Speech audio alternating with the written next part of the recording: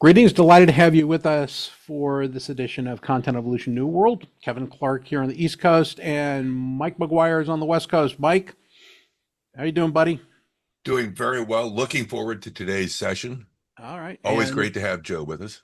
absolutely. And let me just spot. We have Joe Pine with us, and Joe, you are and have been devoting the last, I think, let me just see if I've got this right, year and a half of your life, right? Two Writing. How long have years. you been at this? Well, the first writing I did on the new book was January 19th, 2024.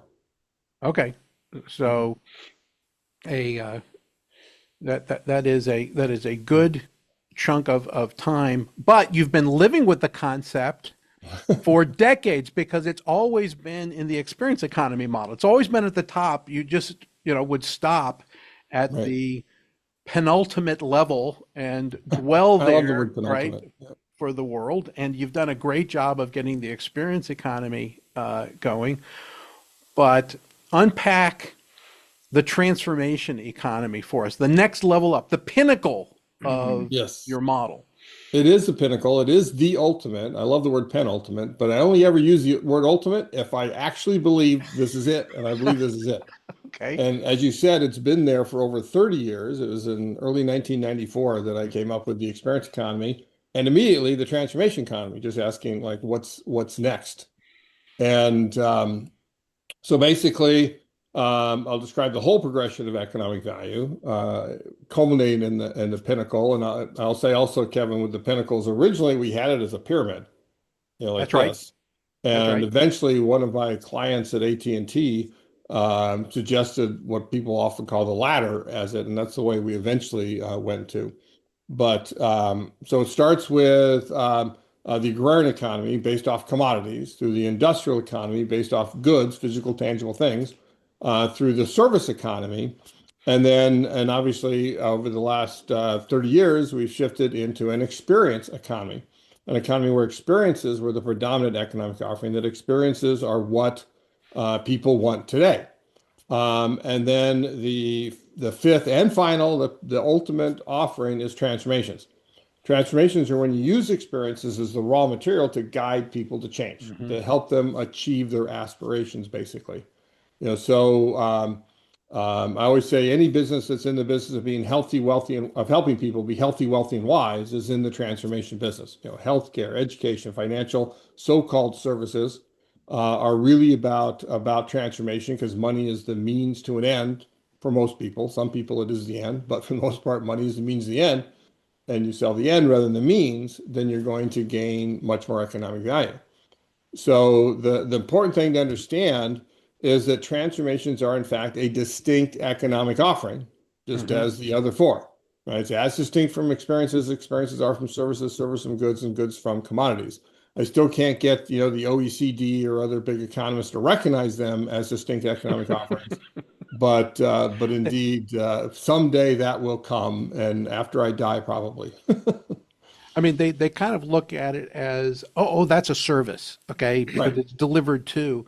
But at the end of the day, um, a a transformation has more profound outcomes than delivery of a repetitive service. Now, Right. I Like, don't know about, getting a McDonald's burger or whatever. yeah, I You'll mean, I you'll when I think about um, this space, and you may or may not, agree with it, but a foundational, kind of transformation is something like an intervention like surgery, right? Is that, you need to have it. It's really important, but unlike some of the lower levels, you wouldn't want to be, getting that transformation continuously.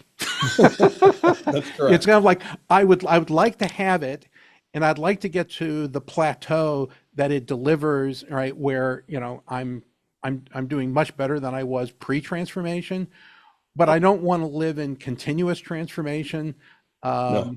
So these are moments. They're very critical moments. Is that kind of a good way to think about That it? is more or less true. I don't think anyone wants to live in perpetual transformation, although there may be some people I mean, I just couldn't imagine a life like that. They are, but I wouldn't say moments. I'd say episodes, Episodes. right? They're Eric more episodes. Joachimsthaler talks about episodes too. Right. So yeah, There is, and this is how I discovered transformation with experiences was simply with the phrase life-changing experiences, right? And that's when mm, I recognized, there is something that changes your life. There are moments where your life changes in an instant. Unfortunately, usually that's trauma. You know, you get in an accident, you Right. get the diagnosis of cancer, your spouse dies. I mean, there's a lot of you go to war, get PTSD. There's a lot of things that happen in a moment like that. But the transformation isn't fully realized until long after that, even then. Even in your surgery example, Kevin, the surgery changes you, but you haven't fully been transformed until you fully recover from that surgery. yeah. I mean, there might be a lot of physical therapy, or there might be a lot of Right. other things that, and you might be change of diet, change of other things to be able to get you to the desired state that you either wanted to return to, or that is more optimal than where you were before. Right, right. And even in things like cosmetic surgery, Hmm. where you're like basically doing nothing, and they're giving you a facelift or whatever it might be, you still aren't truly transformed until you become comfortable in that new skin, right? You've got imposter syndrome for a while when you look at yourself in the mirror and so forth. And probably the one of the biggest mistakes that companies make that are at least ostensibly in the transformation business is stopping at the surgery, for example, and not guiding you through. Is Yeah. stopping before you've been fully transformed and not do what I call follow through. Right? Follow through is ensuring that the transformation takes hold. Even if you go through a smoking cessation program and quit smoking, but 6 weeks later you light up again, well, then you weren't truly transformed. Right? It's got to be integrated into your life. Yeah. I mean, plastic surgery example is there are transformations that you can enter into where the outcome is worse than where you were. Yeah, and I see that a lot in plastic surgery. I always think like, what are these people thinking? Well, I mean, you have always said um, any experience that is worth having is worth paying for, right? And so any transformation that you're willing to go through, you need to be a smart buyer, right? To make sure that you're not, doing the low cost, supplier transformation, because you may not like the outcome. Right, right, exactly. What brings to mind there is GLP-1s. Yeah, yeah, yeah. If you just your doctor prescribes it and you take it, the chances you fully transform are not nearly as high as if you go through a program for which that is one element, right? That's the physical good. Right. That's an element of the program. I highlight a friend in the last chapter of the book on that with the company Calibrate, and she talked about she lost 180 pounds thereabouts, but it wasn't just the drug, it was the going through the calibrate, having that Mm-hmm. diagnosis up front of Mm-hmm. what does she want to do, how does she want to do it, what her current state is, and then working with you all the way along, because just doing the drug isn't I mean, you may lose weight, but it isn't the fullness of what you can get if you go through a full program. If if you lose too much weight, too much fat, too fast, you won't fit into your own skin. You will have Yep. excess skin, and that actually has, is not it's No, not a good and then thing. then you need plastic surgery, and there you go Yeah, again. You get on the transformative treadmill, which yeah. I just came up with that term thanks to you, Kevin, was saying about the doing it over again. I'm glad that we're adding to the That's right. transformation I'm writing vocabulary. that one down. Hold on a sec. Go for it. We're new aphorisms. I love it. Okay, Right. Mike, what do you think about Joe's? Uh, he's moved from hypothesis clearly to fully developed thesis. Now it's release it into the world and see how it changes as a result of being exposed to this. What do you think about it? Well, I love it. I'm also curious about the process, Joe. Wasn't this a fairly significant different way because you were doing some stuff on Yeah. Substack? Was that not to go too far from the thesis of the work, but I was curious how you found that shift in your workflow, so to It speak. was inclusive. It was a different way than I've ever written a book before. It was the best way that I've ever written a book before. And I did it uh, partly to ensure that I would actually get the book done on time, right? And so that is basically I wrote it on Substack. I mean, literally, I published every week, sometimes twice a week, portions of the book on Substack through the end of last year. And then where I handed in the first draft on January 2nd, but I didn't even get everything out there. And so then I sort of published new things and other things, continuing to this day, and I plan on keeping it on. I got into that because of, I don't know if you've heard of the category pirates, but they're friends of mine, Eddie Yoon, Christopher Lockhead, just great people. And they got me to do this, at least reading their stuff, particularly their book Snow Leopard. And so I thought, okay, let's give this a go. And I wanted it primarily as that catalyst, right? Of people are subscribing, many people are paying. Today, I have several thousand subscribers, of which well over 100 are paying subscribers to get the book, to get the writing ahead of time. And so that it enforced that putting me in writing mode and again as a catalyst to write. The second reason to write was to do it that way was to make the book better. That I thought I'd get feedback on it, and so I actually did a lot of my writing, had a form at the end, tell me what you think about this and so forth. I did Zoom sessions with paid subscribers every 6 weeks or so, where they gave me more feedback. And there was one, and it absolutely did make the book better. And one the point of which was the most I'll mention is I had two different frameworks, two different 2x2s for types of transformations. And so I wanted to see which people liked, because there was one of the 2x2s I didn't like the lower left corner much, and there's another of the 2x2s I didn't like the upper right corner very much, and I couldn't think of any way to smush them together, so I just put them out there. And one of them was a winner in that like 52%, just over 50% preferred one, but 25% prefer the other, and most people like both, but not enough. I don't know if you know Dart Lindsley, but he's a Google exec, works on workplace issues, and I did a podcast with him, and he specifically referenced those two things, and this wasn't his exact word, but his basic reaction was meh. He said, I looked at both of those and like meh, it didn't really do it much for me. Unlike most of your frameworks, he says, where he really gets into. So that sent me into like a not quite an existential crisis, but a framework crisis.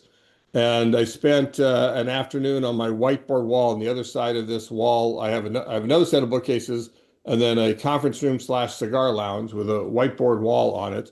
And I spent an afternoon, looking at everything I knew about it, trying to develop different things. And I talked with I'll call him my consigliere, Kevin Dully, who illustrates all my stuff and then has become a real sounding board for everything. Talked to him for a while about it. Spent another couple hours on Saturday on it.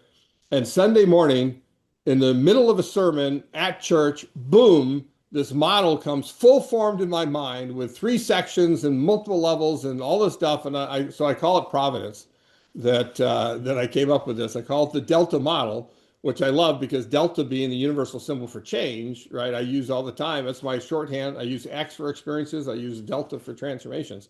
And so it's a Delta model, again, with 3 sections to it, about from the ultimate, again, of metamorphic transformations, where you're changing core aspects of identity, but starting with the experience level and how they can ladder up to transformations. Come So on, baby. So, that made a huge difference. And then of course, the third reason is make a little money while I'm doing it. Getting paid subscribers, was not insignificant for the last 2 years. So it's worked out incredibly well. all right. Well, okay. Now that you have those subscribers and the book is out, Yeah, are No, you gonna? book's How not do you out make? yet. Or well, I It's mean, the not. book is it's on its right. But it way. will be out. Yeah, Yeah. It's February on its way 3rd. in January. Yeah. Uh, what are you gonna do with the Substack? I'm going to try to keep it going. I've still got two parts of the book I haven't published yet on Substack. Although, frankly, I often say that 120% of the book is on Substack because I cut out a lot with the editors at Harvard Business Review Press. And then there's always been other things that I've done, like I've shared presentations, I've shared podcasts, I've done my own videos of things.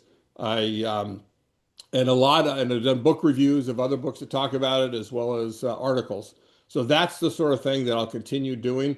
Plus, anytime I publish anything, I got an article that's coming out, I'll let my Substack readers have it first. And generally, what you do is you let on a lot of the stuff, book reviews, articles, I let everybody see everything. But for more significant things, to give the value to the paying subscribers, is that the free subscribers get to see a portion of it, and then the paid subscribers do all of that. And I'll do that with articles in particular. Yeah. Joe, you have been, you've done a lot of things in your career, but I would say that the underlying um, productivity has been creating frameworks. You are a framework, Frameworks engine. are us, I call it. Yeah. I mean, and I'm wondering, because this really looked like, or it appears to be, oh, okay, so he's published his book about transformation. He's going to be able to, this is very fertile, all right? I think that there's a long tail to transformation. I hope you financially see a long tail, all right, The from experience all the economy things. still sells thousands of books a year, Oh, no, several, I two to mean, 3,000 books every year. So I hope that happens with the yeah, I transformation hope so economy too. But I'm 25 not years from thinking now. books as much as, all the derivatives, all right, that that there are a lot of people who are certified. There are a lot of people who, practice, using, the frameworks that you put out there. I'm wondering what the discard pile looks like. I'm wondering whether there's just whether there's another book after this one, maybe, in 5 or X years, which is a book just about frameworks, because Yeah. this is fundamentally you. All right. You're so you probably have a lot, okay, of whiteboard snapshots Yep. that are they're just sitting there over in the side. All right. They didn't manifest. All right. So Yep. I'm just thinking that could be in your future.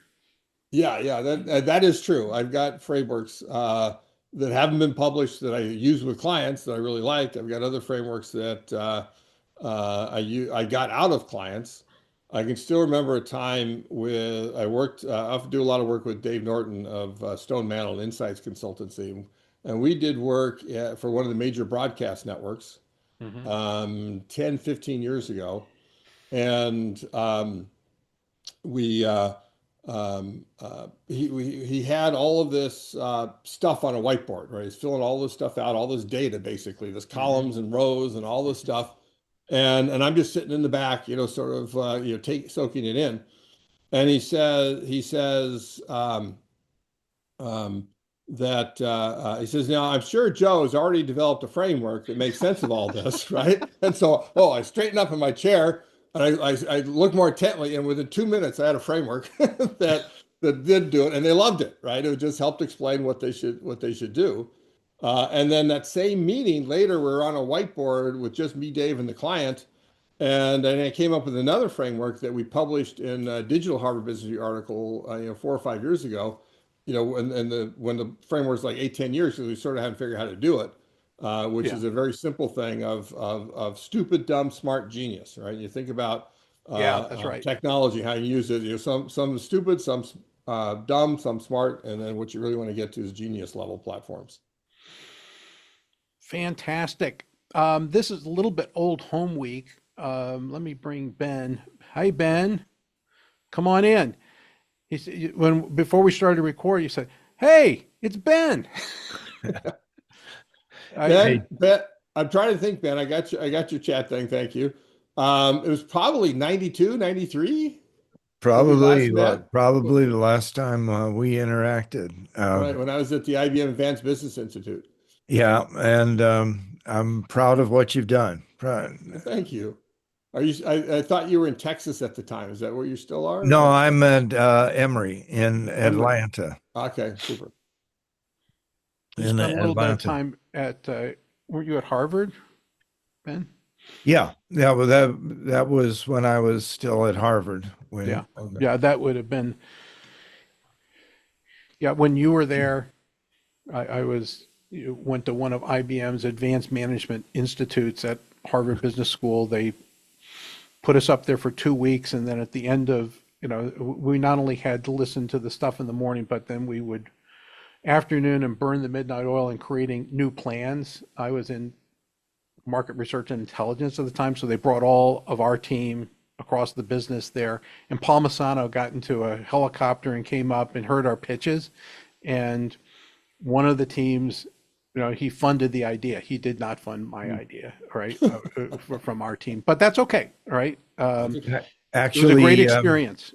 actually, yesterday we had a session with the CEO of Coca-Cola and Javier Gosueda, who is Mm. the son of the former CEO, and we had student projects on growth ideas and it was sort of an ideathon. That actually one of the ideas was is expected to be picked up by the team. So it continues. That cycle does continue.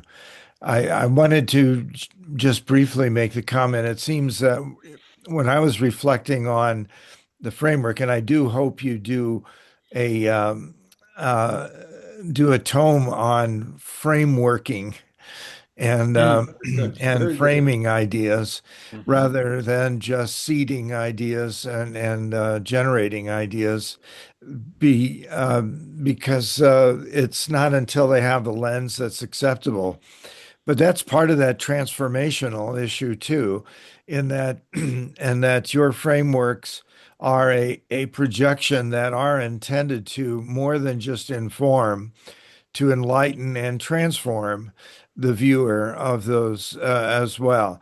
So in some sense, the focus from in the past has been on provisioning economy, the on the providers in the economy.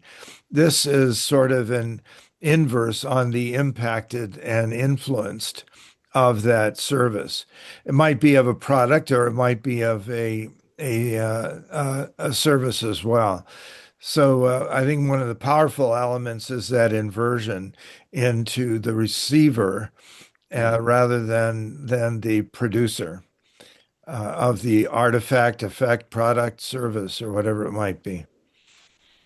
Well, Just one a of the thought. things, and I'll mention, I've given several presentations on how to build frameworks. So at least I got the guts of something on that. I do like that idea. I'll add that to my potential list of books to write before I die. But um, the one way to think about the progression of economic value is I call this the mega trend is individualization. And it relates to and the inversion happens between services and experiences, right? Commodities are these arm's length things that we hardly ever touch and feel anymore. Goods are physical objects that we do touch and feel, that generally we own or access.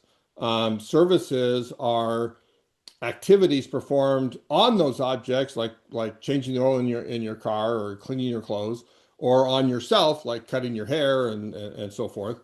But experiences for the first time reach inside of people. Experiences actually happen inside of people in reaction to the events that are staged, right? So that I think is that inversion you're talking about. Well, you have to focus on what it's doing to the individual and what's happening within the individual with experiences, and then transformations change you from the inside out, right? I call people transformation guiders, right? That's the economic activity is guiding because you're not actually doing the transformation, they're doing the transformation. They have to transform themselves, and you can guide them so that you have to take into account that impact on them, as you say. How might you prepare in that society to people to open for transformation? And there's invitation, and there's an external, Hmm. but there's how do you prepare for welcoming? How do you prepare for absorption and exercise and exploitation? Yeah, there's a lot of ways to look at that and to potentially answer it.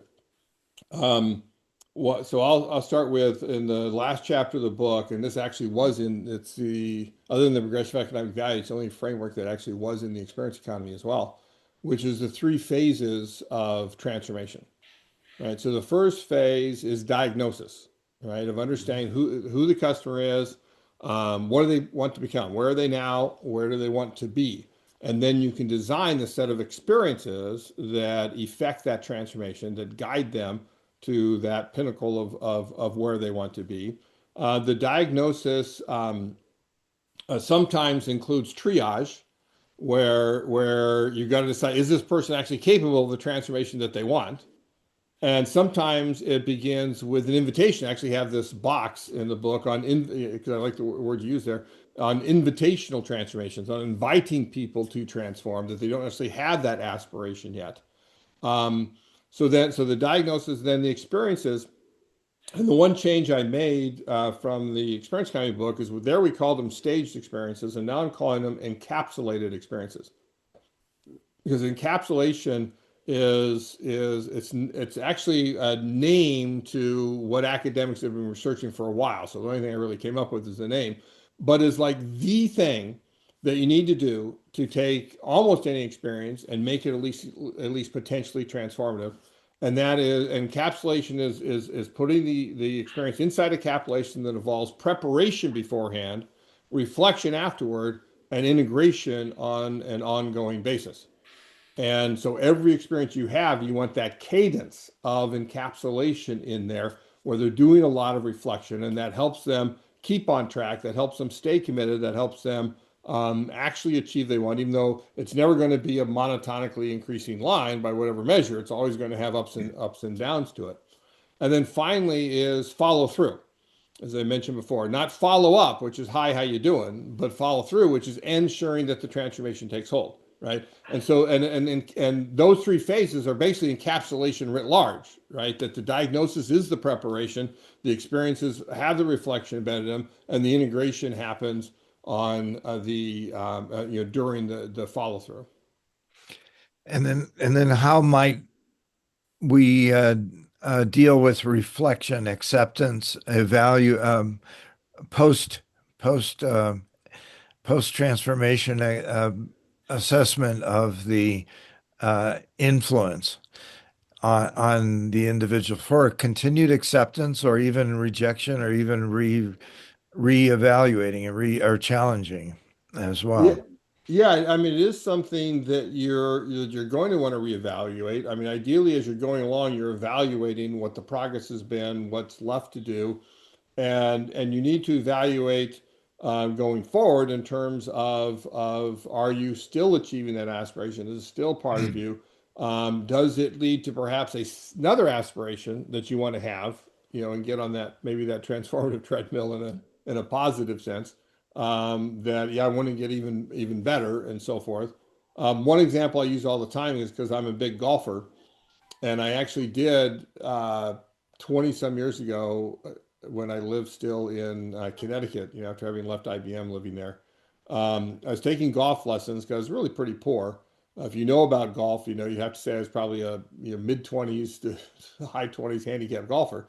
And I was taking lessons, and the pro this one time asked me, what I did for a living. And so I talked about the experience economy. I'm working on a book on it. And I said about transformations, and just sort of like off the top of my head, I said, you should really view yourself as in the transformation business, right? You're basically in the experience business because you're charging for the time I spend with you, right? We don't call it an admission fee or membership fee, but that in fact is what's going on. Is I was paying him, $30 for a lesson or whatever it was, way back when.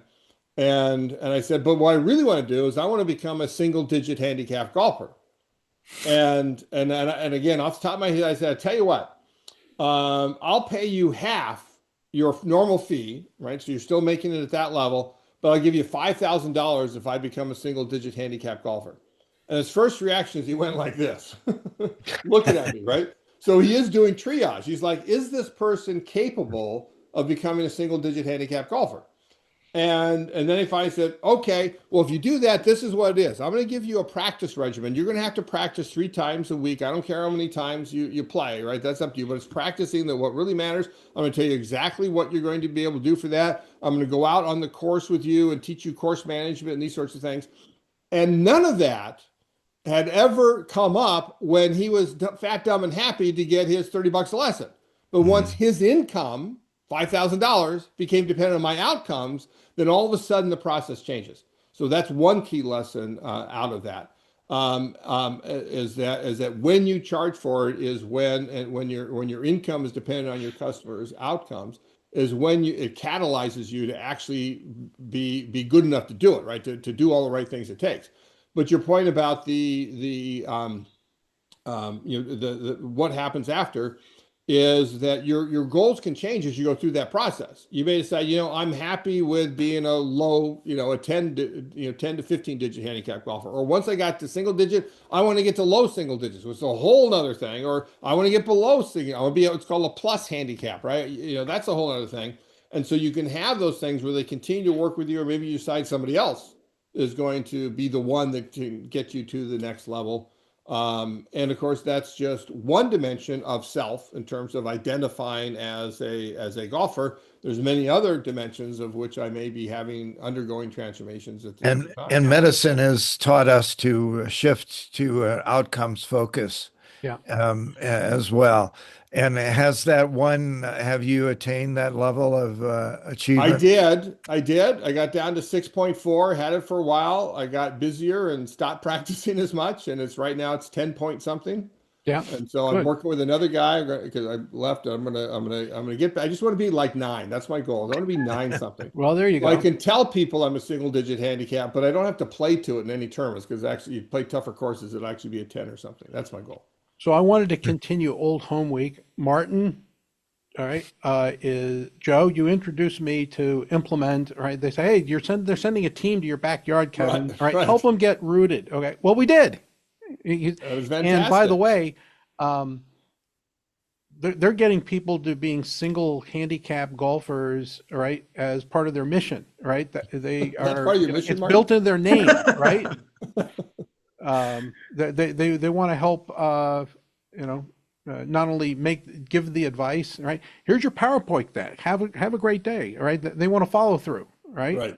Right. They want to implement, right? Exactly. Yeah, I mean, they picked a good name, right, for what they do, and they're ahead of, the market cap companies that are losing a lot of market share, right, because all they were doing was delivering PowerPoint decks. Martin, you got a question or a thought for Joe, other than And it's great thanks to see you, for Martin. introducing I'm him to glad Kevin? It's been successful. You're launching to the US and everything. That is terrific. Yeah, it's going well, and yeah, we're growing the team quite a lot, so it's fun. And sorry, I missed the first part of this conversation here, so I'm not sure if you already covered it, but I actually have one sort of question, Joe, which is maybe a little bit meta on top of everything. But when you talk about transformation,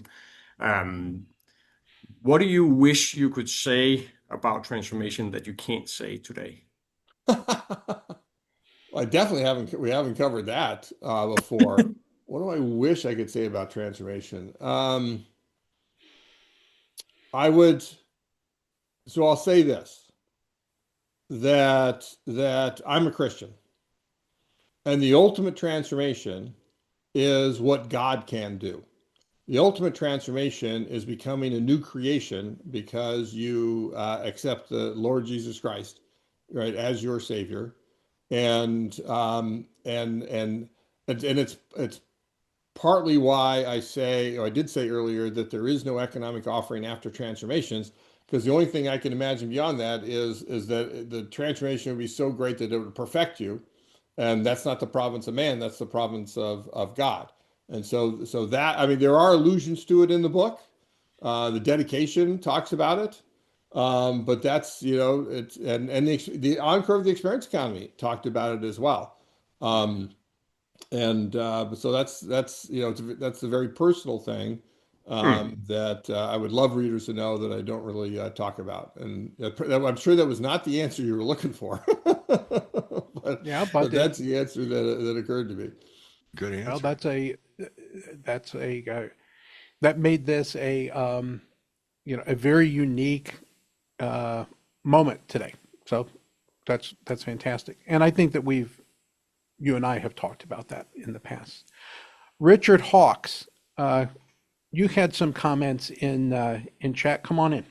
Oh, Hi, nice to meet you, Joe. a pleasure. So I'm pretty interested. I don't want to get too granular about this, so you can go, okay, that's too granular. But when you made a few comments like the golf pro is then running the calculus to assess you, right? Right. And so there's this mathematics, there's this calculus of transformation. And it's closely related to systems thinking. It's closely related to identifying and resolving primary constraints. It's closely related to viewing the world as having unreleased potential, right? Which very much fits with the Christian view you were sharing, right? This journey towards unreleased potential. And so can you say something about kind of the mathematics of transformation, because it seems like that's becoming available to us in ways that it really wasn't before. Yeah, one is there are some outcomes that can be measured, like a handicap. There are other outcomes that are much more qualitative. There are some that are zeros and ones, like either I'm smoking or I'm not smoking. And so there is a calculus that you can do in terms of how to help people get to that level that they want. And if you do enough of these, then surely it's something that you can put AI to. And you brought to mind, Spock making these calculations of we have a 13.2% chance of this succeeding, sort of thing, based on characteristics of the person, based on what you've been able to do with other people and so forth. And again, that's something I hadn't thought of before, Richard, but I think it's a viable thing that will happen at some point in terms of being a little more of a calculus to it. Even experience staging today is much more of an art than a science, and that's going to be the case with transformation guiding for a long time because it's totally and utterly dependent on experiences. We only ever transform through the experience we have. We're all the product of our experiences, as they say, which then are dependent on all the other economic offerings below them. They're all subsumed into the highest one. So yeah, so I think that makes sense. What I'm thinking about is a little deeper, which is how do you identify these inflection points where the capacity of a human being to interact in the world or an organization or a system just jumps to a much higher level? Because I see transformation as, you go from this level of effectiveness, to this level, with me, without me, right? It's this profound change to deep limiting conditions within a human being or a system that unleashes potential across all of it. And so, the golf pro is looking for, well, what are those most profound, deepest little shifts in these enabling conditions, right, that they can make? The enabling conditions being how you hold, this, and all of those a lot of exercises are focused are there. Psychological, let me point out. Sure. It has nothing to do with the actual swing. It's how you approach things and how you think about things, how you relax and so forth. Sure. So yeah, no, exactly. So imagine, like there's that thing, the law of the lid, right? Which is, an organization or a team you can't rise above its leadership, right? Yeah. So you're like, okay, the highest level condition is the mindset of the top leader. And then the condition below that is how they act, what the impact they have on everyone around them. And then there's relationships, and then there's outcomes. If I try to change the outcomes, I don't get anywhere. the only leverage point that leads to transformation is shifting the mindset of that top leader, right? And so there is a calculus of getting to the root causes, the Right, inflection points. Yeah. right. You can also Yeah. transform in ways that would ultimately raise your game in terms of being, significant to your purpose, but you can Yeah. exceed the boundaries of normative understanding of success, right? Where you now are, achieving your mission in a way that is superlative, but it doesn't necessarily result in economic success, right? You've just, gone to a level where you're outside the boundaries of what those normative economic rewards would give you. And that happens, right? Sometimes that happens, in advance of the need. I would suggest to you that the market cap of Nvidia represents a preparedness, all right, of investment prior to the need manifesting, but then they were ready, all right? And so there was a springboard effect, but there was, they weren't always the company that Jensen Huang, right, founded, right? They hit their moment, they hit their stride. Anyway, those are just some things to add to that. You're saying, Kevin, like, there's some form of attraction thinking around this, which is how do I create the key conditions that enable this opportunity, this transformation, this next level? And I think what you just said is but you NVIDIA can be did that. ahead of it manifesting in the marketplace. Exactly. But that's creating this set of key conditions ahead of the curve that enable the transformation to happen. So somehow there's this calculus of transformation there. Yeah. I think.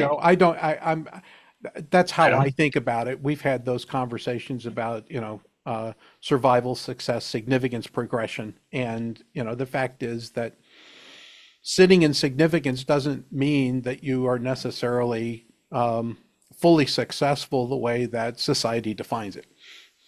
All right. Thank you. Yeah. Joe, anything else you want to add to Richard's hypothesis?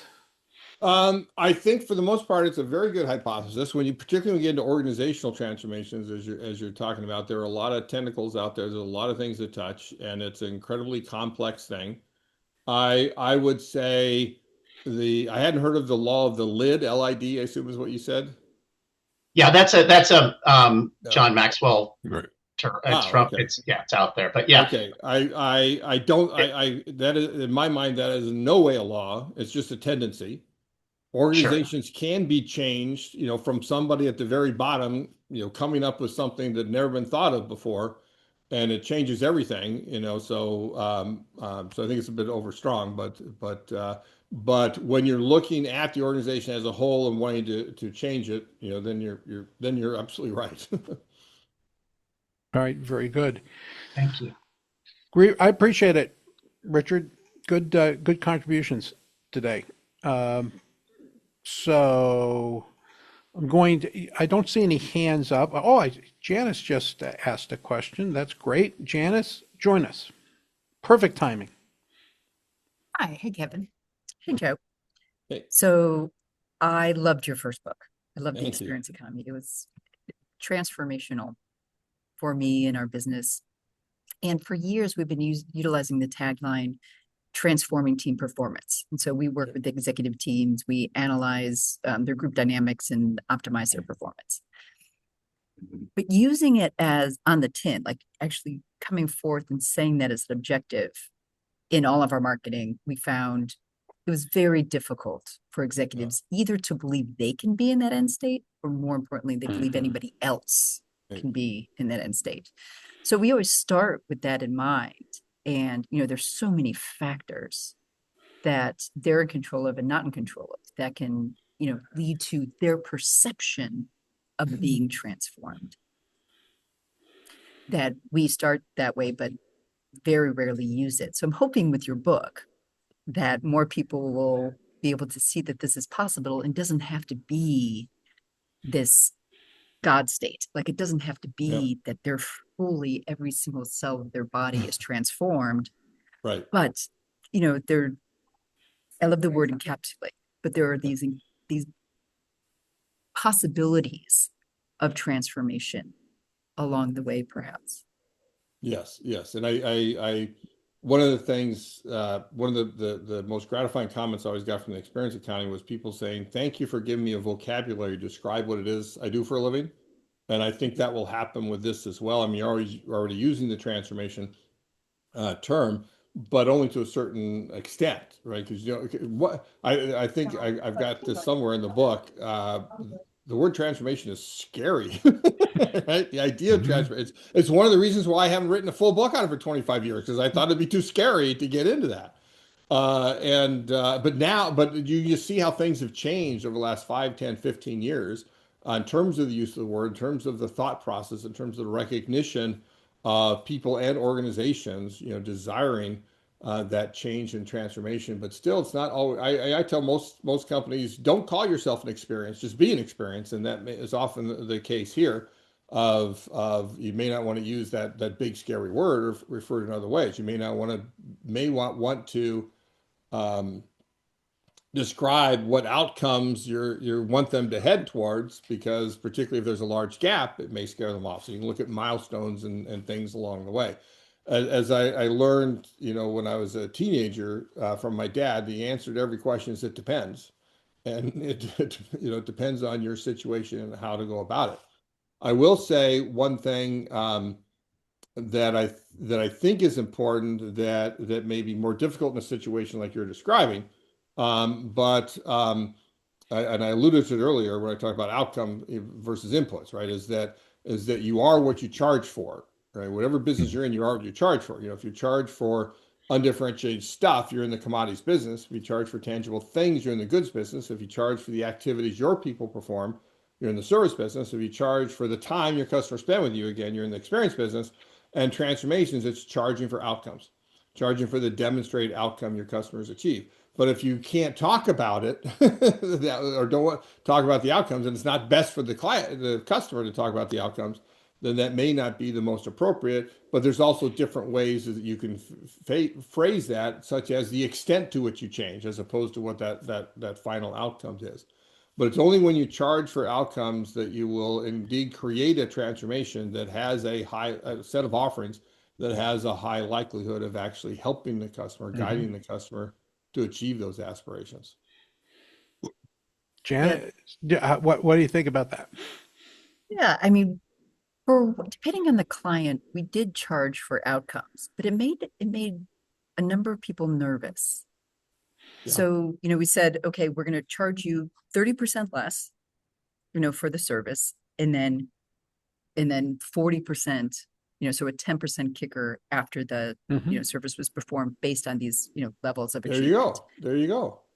It made it hard for them to budget. Yep. So It's just, the way I'm I hoping that recommend it that, gets better. right? The way I recommend that is do the opposite of a kicker, which is a guarantee. In other words, they know the full amount. Here's the full amount. You can budget for this. This is what you budget for. But if we don't actually achieve, then we give you money back. Sure. And people tend to like that better. And so there's a section on transformation guarantees. If you go to my Substack a week from Monday, I'm actually publishing a post on outcomes-based pricing in B2B situations. Right? Oh, Right. great. And it extends what's in the book on that. And so again, it's a week from Monday. Yeah, what you're describing, Joe, is a lot more procurement friendly.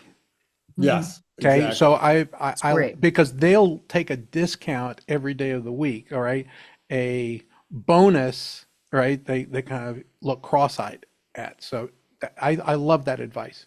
Yep. And I'm putting, if I assume it's okay with you, Kevin, but I'm putting in the chat a I see reference it. to my Substack. Yeah, great. And, I put that in our and also notes. the pre-order of the book. You can go there. Yeah. Yep. I mean, I put a lot of that stuff into the meeting notice too, and it'll go out on the Super. playback for everybody else who wasn't with us.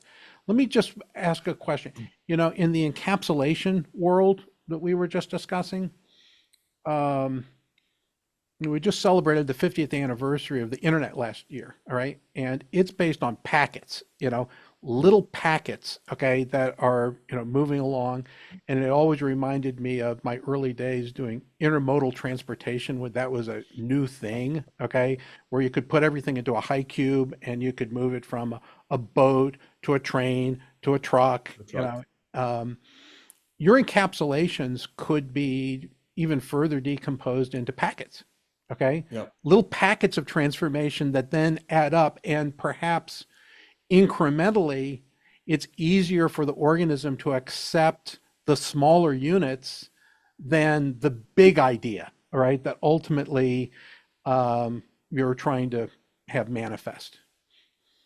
I Right. don't know. So I think, and that also gets into modularity, right? That 100%. you can be modularize things into those packets that allows you to bring together. And I got confused actually, Janice. I published that B2B one this week, so there it is. But in 2 weeks from now is when I publish one that actually relates to your next comment, Kevin. And there is one Okay. thing before we're done at 11 or 12 your time, right? There's one thing I want to say that I haven't Yeah, said. So we give got me eight two minutes. minutes at Keep the end. going. But um, um, uh, the one of the things that's been going on forever is that people have basically been their own general contractor to their transformations, right? And that's where the packets concept comes in. So for example, 20 years ago, if I wanted to get fit, right, I'd buy some self-help books, I'd read some magazine articles. I would eventually recognize, oh, if I buy these food stuff, organic foodstuffs, or use these protein powders, down at the commodity levels, then that will help. I'll, as a service, maybe I'll get you get a Fitbit app or something that helps me track things and so forth. And then I can either buy fitness equipment for my house, or I can hire a gym at an experience level membership fee to go there. Or at a more transformative level, I can hire a personal trainer that'll come to my house and will sit on me and will ensure more than anybody else can that I actually do the things I'm supposed to do to get to the level that I want. And so the one in 2 weeks is actually about, you can think about your business as one of being rather than the full service transformation guider, you can be the general contractor, right? You can have the customer relationship, and then you can packetize and modularize all that stuff. Or also another possibility is you can be the packet, right? You can say, I just want to be, I'm a great experience stager, I'm a great service provider, I do this. I can't think about, doing all of the customer trials to get, or requires to get an outcome. So let me do my portion of it. Let me find people that are the transformation guiders and get partnerships with them, because that will increase my business and let me do what I'm best at. Yeah. I mean, it's really interesting that as I've thought about your original model, is that there are non-physical things that become part of that fungible layer, right? That isn't just digging it out of the ground, right, and offering it. It's, there are other components that serve at a fungible layer, the service economy, that service the experience economy, that service the, transformation economy, because the the components have commoditized, but when they're reassembled in the right way, Right. they become one or the other things. They either become a product or a service or it's just interesting what that raw material layer looks like, especially as we've done more and more open source, kinds of things on the planet. Gigi, you had some comments in chat. Come on in. Yes, yes. First of all, very happy to be in front of you, Joe. I used to work for Dassault System until last month, Ah, and Dassault System is the company of the experience economy. the I know 3D you, experience company. the 3D experience company. So during 10 years, I heard almost daily about the experience economy. So I'm Yeah. very, very happy to see you. Yeah, and no, my question, because I'm also teaching to MBA students in Japan. Well, actually, I Okay. moved I moved to Brussels now, but I'm still teaching online to Globis.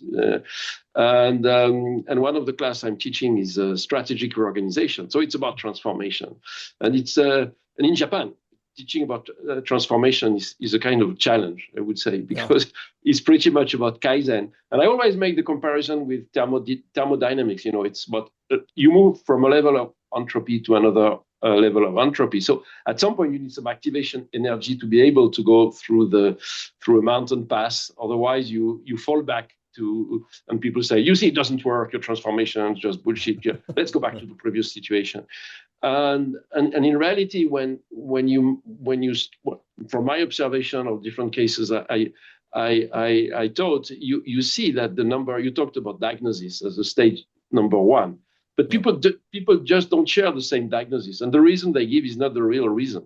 I remember somebody say, autonomous car will never come, and I realized the guy at the end he said, yes, but hell is a place where all the cars are autonomous because I love driving. So and then you realize that was the real reason, right? And all the other reasons. How do you ensure to get this activation energy? Because that's something that you want to do it collectively, but if you do it too collectively, it's you have the risk of having a weak consensus, or if it's too top down, you don't have the buy-in of people. So that's my question. Yes. So I'll give you a Kaizen technique for doing this, but in a different way. It's asking 5 whys. Right? We ask 5 whys when something goes wrong in the process to find the root cause. We need to go the other way and ask 5 whys of our customers, right? Or of our customers, not necessarily directly, but of our customers. So that, for example, the key question is, why do your customers buy this offering from you? Right. And recognize whatever you sell them today is a means to an end. And again, if you sell the end rather than the means, you gain more economic value. So why do they buy this offering from you? And then ask why again. What is that? What is that? What is that? Why is that? Until you get down to that core aspiration. Like you said, they often lie. They don't tell you the truth. They try and hide it. But, and it's not, and you can't always get out of them even with this, but if you ask those 5 whys, you get them in a situation where they're thinking about it, then you can get down to that core aspiration. You can get down to the truth. And then hopefully you can then guide a transformation that will help achieve that aspiration. Or like if you're talking about like with the cars and climate change and all that, that maybe it's a both and. Well, how do we give them that great driving experience that they want and have an effect on the climate and do autonomous driving and so forth? GG, that help? Yes. Fantastic. I like it. I like it. Having worked for Toyota, I like the 5 whys. All right. Well, like it. What you were describing, Joe, sounds a lot like the first order, third order, fourth order benefit, kind of analysis, and eventually you're saying, why are you buying that cologne? Well, ultimately, I want to get the girl. Okay. Right. Fundamentally, I don't want to smell good. I don't care about whether I smell good, but what I'm selling is all the imagery that goes along with it says that somebody's going to swoon for me. Okay, if I put this on. Hope in a bottle. There you go. I like it. So we did it again. All right. This was a very engaging and inspiring time with you today. We even added some vocabulary, right, to transformations, which is great. Mike, any closing thoughts before we wrap today?